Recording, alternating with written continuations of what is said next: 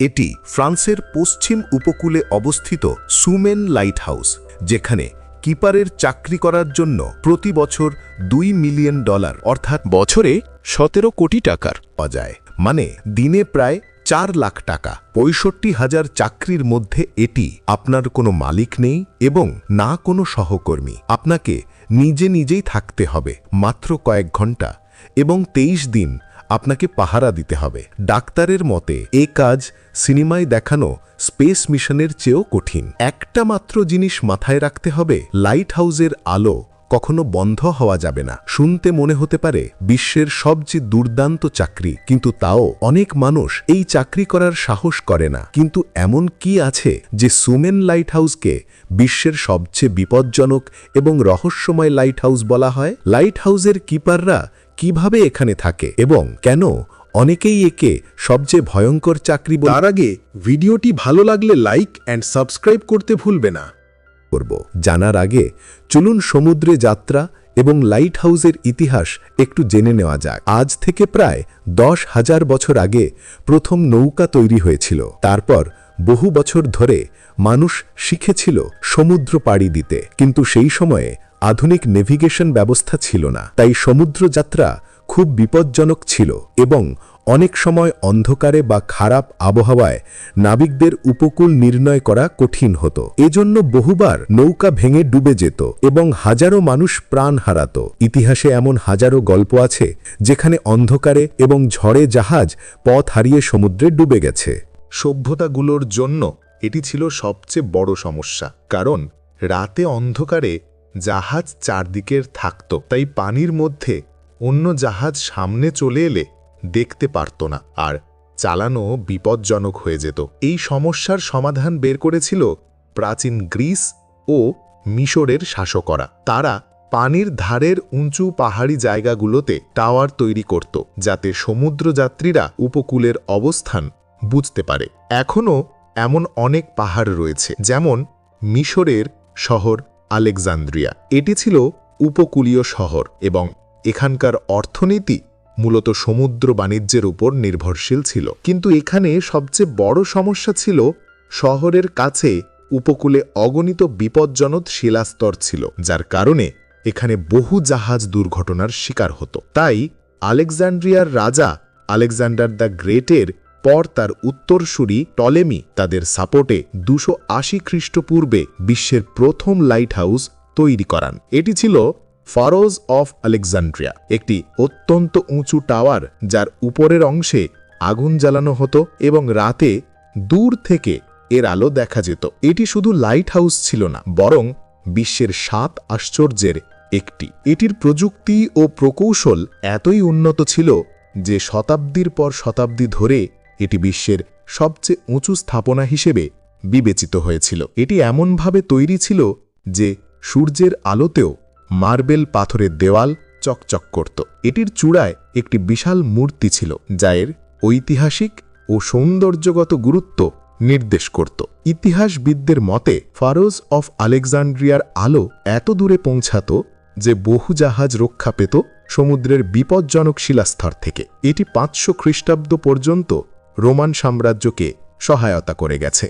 Light house বানানোর সময় এগুলো সাধারণত পাথরের তৈরি হতো এবং ওপরের অংশে আগুন জ্বালিয়ে রাখা হতো, যাতে সমুদ্রে জাহাজকে নিরাপদে পথ দেখানো যায়। কিছু রোমান লাইট হাউস আজও দেখা যায়, যদিও সেগুলো ভেঙে গেছে বহু বছর আগে। কয়েক শতাব্দী পরে সামুদ্রিক যাত্রা কমে গেলে অনেক পুরনো লাইট হাউস ধ্বংস হয়ে যায়, কিন্তু কিছু জায়গায় এখনও লাইট হাউস রয়ে গেছে, যেমন ইংল্যান্ড ও ফ্রান্সের কিছু উপকূল অঞ্চল। আজ থেকে প্রায় 500 বছর আগে 1500 সালের দিকে সমুদ্র অনুসন্ধান শুরু হয় এবং Christopher Columbus, Vasco da Gama ও অন্যান্য নাবিকরা নতুন জায়গা আবিষ্কার করেন। সমুদ্র বাণিজ্য বাড়তে থাকে এবং এ সময় বন্দরগুলোতে লাইট হাউস বানানো শুরু হয়। প্রথমে তেলে জ্বলা লাইট এবং পরে তেলের বাতি। এরপর লাইট হাউস আরও আধুনিক হয়। 1665 সালে ইংল্যান্ডে প্রথম আধুনিক লাইট হাউস স্থাপিত হয়। 1800 সালের দিকে লাইট হাউসগুলোতে তেলের বদলে কেরোসিন ব্যবহার শুরু হয়, যার ফলে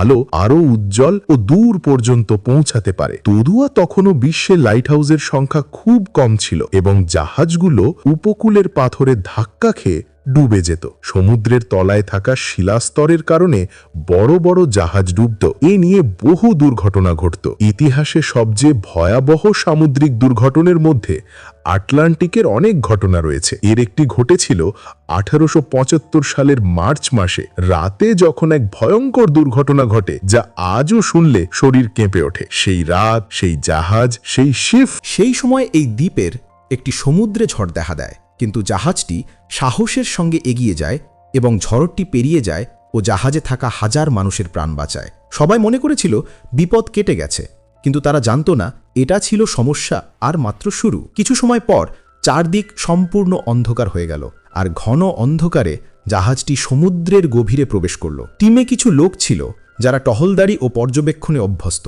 এই লোকদের কাজ ছিল চারপাশ নজরে রাখা ও বিপদ দেখলে সাথে সাথে ক্যাপ্টেনকে জানানো। কিন্তু এবার খুব গভীর রাতে প্রায় 3:15 তারা সমুদ্রের ঢেউয়ের শব্দে বুঝতে পারে যে জাহাজ বিপজ্জনক পাথরের দিকে যাচ্ছে। তারা দ্রুত ক্যাপ্টেনকে ডেকে পাঠায়, কিন্তু ততক্ষণে অনেক দেরি হয়ে যায় এবং জাহাজ পাথরে গিয়ে এমন জোরে ধাক্কা খায় যে জাহাজের ভিতর একটি বিশাল ছিদ্র হয়ে যায়। জাহাজের তলায় পানি ঢুকতে শুরু করে এবং কিছু সময়ের মধ্যে জাহাজ পুরোপুরি ডুবে যেতে শুরু করে। হাজারো যাত্রী ছিল তাতে এবং 580 জনের মৃত্যু হয়। এটি ছিল আটলান্টিক মহাসাগরের ইতিহাসের সবচেয়ে ভয়াবহ দুর্ঘটনাগুলোর একটি। ফ্রান্সের উত্তর উপকূলে ব্রেটানি অঞ্চলে অসংখ্য ছোট বড় দ্বীপ এবং খাড়া পাহাড়ের মতো পাথরের স্তূপ, সেইখানে আগে অনেক জাহাজ ডুবেছিল। সেই জায়গা এতটাই বিপজ্জনক ছিল যে আবহাওয়াও হঠাৎ পরিবর্তিত হয়ে ঝড় হয়ে উঠত। 1888 থেকে 1904 সাল পর্যন্ত মোট 31টি জাহাজ সেই শিলায় ধাক্কা লেগে ধ্বংস হয়। কিন্তু সবচেয়ে বড় দুর্ঘটনা ঘটে 1896 সালে।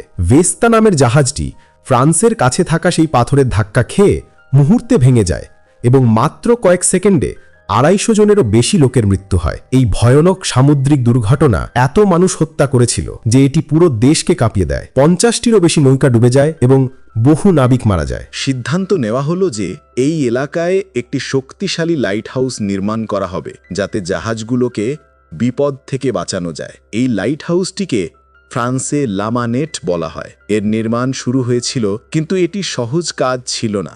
10 বছর ধরে চেষ্টা চালানো হয়েছিল, কিন্তু প্রতিবারই ভয়ানক ঝড় এসে নির্মাণ কাজ ধ্বংস করে দিত। 1904 সালে এক ভীষণ ঝড়ে অসমাপ্ত টাওয়ার সম্পূর্ণ ভেঙে যায়। সবাই ভাবছিল এই প্রকল্প আর কখনো সম্পূর্ণ হবে না, কিন্তু অবশেষে 1911 সালে এটি সম্পূর্ণ করে ফেলা হয়। এখানে প্রথম যে কিপার কাজ করেছিলেন তিনি মাত্র 5 মাসের মাথায় এই চাকরি ছেড়ে দেন, কারণ এটি এত কঠিন ও ভয়ঙ্কর ছিল যে এই স্থানে থাকা মানুষের পক্ষে বেঁচে থাকা কঠিন হয়ে পড়ে। এটিকে বিশ্বে সবচেয়ে একাকী লাইট হাউস বলা হয়, কারণ এটি ফ্রান্সের সমুদ্রতট থেকে প্রায় 300 মিটার দূরে গভীর পানির মধ্যে নির্মিত। এটির উচ্চতা 48 মিটার, কিন্তু যখন সমুদ্রের উগ্র ঢেউ ওঠে তখন ঢেউ এই লাইট হাউসকে সম্পূর্ণ ঢেকে ফেলে। কিপার যদি বাইরে দাঁড়িয়ে থাকেন তাহলে বিশাল ঢেউ তাকে সমুদ্রে ফেলে দিতে পারে। এখানে কাজ করা কিপারদের প্রতি মুহূর্তে ঝড়ের সাথে যুদ্ধ করতে হতো, দিনে 24 ঘন্টা, বছরে 365 দিন। এই কারণেই এখানে কাজ করা এবং বেঁচে থাকা সবসময় খুব কঠিন ও বিপজ্জনক ছিল। এখানকার বাতাস এত শক্তিশালী যে কিপারের নিজের ঘরের জানালা পর্যন্ত খোলা রাখা যেত না, না হলে সাগরের ঢেউ সরাসরি ভেতরে ঢুকে পড়ত। এই লাইট হাউস পৃথিবীর সবচেয়ে বিপজ্জনক লাইট হাউসগুলোর একটি হিসেবে বিবেচিত। এখানে যারা কাজ করতেন তারা সবসময় এক অদ্ভুত ভয় ও চাপের মধ্যে থাকতেন। কথিত আছে যে 1970-এর দিকেও রাতে কাজ করা কিপাররা বলতেন ভুতুড়ে আওয়াজ শোনা যেত। কিন্তু কিছুদিন পর এক কিপার ঝড়ের রাতে নিখোঁজ হয়ে যায় এবং তার দেহ আর কখনো পাওয়া যায়নি। এখানে কাজ করা অনেক কিপার তাদের চাকরি কয়েক সপ্তাহ বা কয়েক মাসের মধ্যেই ছেড়ে দিত। অনেকে পালিয়ে যেত, কারণ রাতে জানালায় ঢোকা পড়ত, দরজায় ধাক্কা দেওয়ার শব্দ শোনা যেত, কিন্তু বাইরে কেউ থাকতো না। কিছু নাবিক দাবি করত তারা দেখেছে সমুদ্রের কাছে সুনান নামে এক সাদা পোশাকের নারীকে হাঁটতে, যিনি ঢেউয়ের পাশ দিয়ে অদৃশ্য হয়ে যেতেন। কিন্তু বাস্তবে কি ঘটেছিল কেউ জানে না। অনেকে বলে হয়তো লাইট হাউসের পাশে হাজারো নাবিকের মৃত্যু হয়েছে বলে তাদের আত্মারা সেখানে ঘোরে। কেউ বলে এ জায়গা এত নিঃসঙ্গ ও ভয়ঙ্কর যে মানুষের মানসিক অবস্থায় প্রভাব পড়ত এবং তারা অদ্ভুত জিনিস অনুভব করত। আজও সুমেন লাইট হাউসকে রহস্যময় বলা হয়। 20 শতকের শেষ দিকে এখানে অনেক ভয়ানক অভিজ্ঞতার পর এই লাইট হাউস ও পৃথিবীর অন্যান্য লাইট হাউসগুলোকে অটোমেশনের মাধ্যমে চালানো শুরু হয়। 1991 সালে সুমেন লাইট হাউসও সম্পূর্ণ অটোমেটেড হয়। এরপর থেকে সেখানে আর কোনো মানব কিপার নেই। যদি কখনো সুযোগ পান এবং আপনি পৃথিবীর সবচেয়ে রহস্যময় লাইট হাউস দেখতে চান, তাহলে সুমেন বা অন্য কোনো অটোমেটেড লাইট হাউস দেখে আসতে পারেন, যদি পারা যায়। আপনার কি মনে হয় আপনি কি পৃথিবীর সবচেয়ে বিপজ্জনক লাইট হাউসে কাজ করতে পারবেন? কমেন্টে জানান। যদি এই ভিডিও ভালো লেগে থাকে, লাইকের সাথে শেয়ার করুন। 8000 লাইক হলেই আরও ভিডিও আসবে। চ্যানেল সাবস্ক্রাইব করে বেল আইকন প্রেস করতে ভুলবেন না। জয় হিন্দ, জয় ভারত।